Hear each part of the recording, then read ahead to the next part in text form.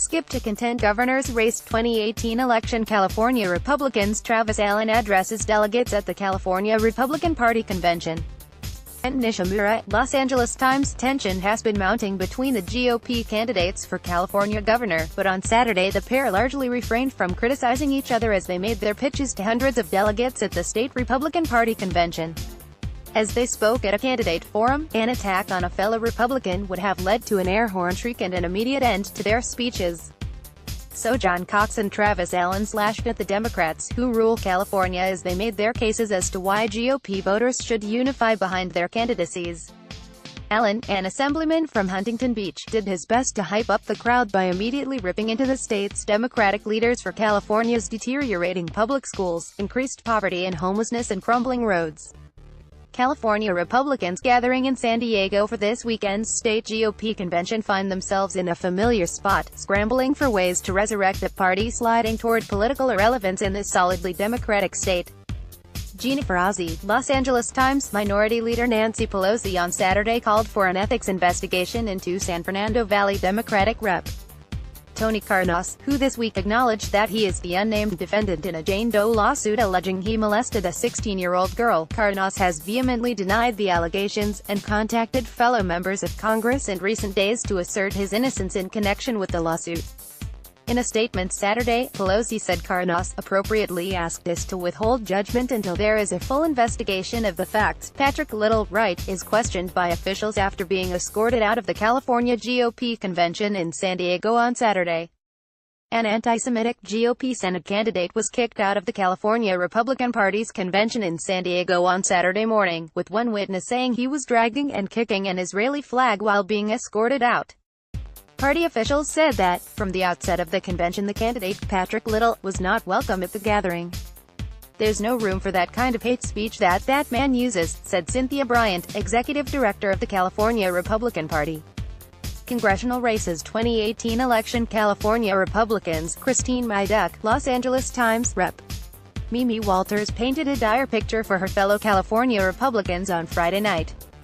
Headlining a congressional dinner at the state party's annual confab, Walters warned that Democrats are targeting Republicans, and nowhere harder than right here in California. Walters, who is facing a competitive race with 4 Democratic challengers, acknowledged that winning crucial House seats this year will be tough.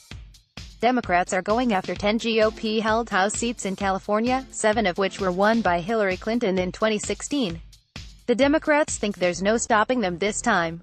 "They're not just coming for any one of us, they're coming for all of us." But, she added, this isn't going to go the way they think it is. 2 years ago, U.S. Representative Tony Carnos ran away with his re-election contest, defeating his challenger by nearly 50 percentage points in his San Fernando Valley district. President Trump signs an executive order on immigration. Susan Walsh, Associated Press. California Attorney General Xavier Becerra said he will file a motion today seeking to dismiss a lawsuit filed by the Trump administration that would block California's so-called sanctuary state laws aimed at protecting immigrants in the country illegally. A lawsuit filed in March by federal officials argued that 3 laws passed by the California legislature last year improperly obstruct federal immigration law and therefore violate the Constitution's Supremacy Clause, which gives federal law precedence over state law. The state laws prohibit local law enforcement from alerting immigration agents when detainees are released from custody, bar business owners from voluntarily helping federal agents find and detain undocumented workers, and create a state inspection program for federal immigration detention centers. Cell tower interceptors, often called stingrays or dirt boxes, mimic traditional cell towers.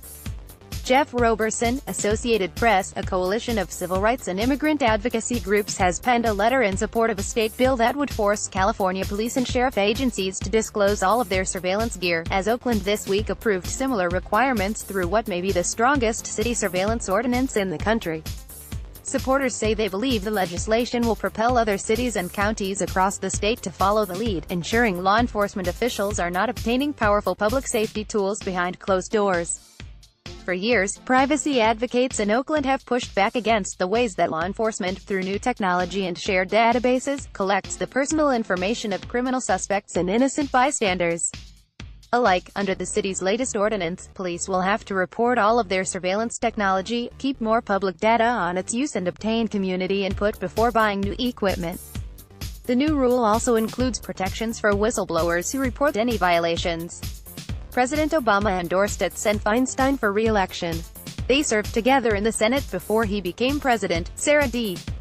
Dwyer, at Sarah Dwyer, May 4, 2018. Feinstein's always been an indispensable leader for California, and we became dear friends and partners in the fight to guarantee affordable health care and economic opportunity for everybody, to protect our planet from climate change and our kids from gun violence, Obama says. Sarah D. Dwyer, at Sarah Dwyer, May 4, 2018. California gubernatorial candidates John Cox, left, and Lieutenant Governor Gavin Newsom at a debate at UCLA in January. Gara Molina, Los Angeles Times. Lieutenant Governor Gavin Newsom, the Democratic frontrunner in the 2018 governor's race, is releasing a new campaign ad attacking Republican rival John Cox for being pro-gun and pro-President Trump. Why is John Cox attacking Gavin Newsom for supporting common-sense gun safety? John Cox stands with Donald Trump and the NRA, the ad says. Cox called gun laws a waste of time, opposes background checks and a ban on assault weapons. The attack ad could deliver a two-pronged political benefit to Newsom.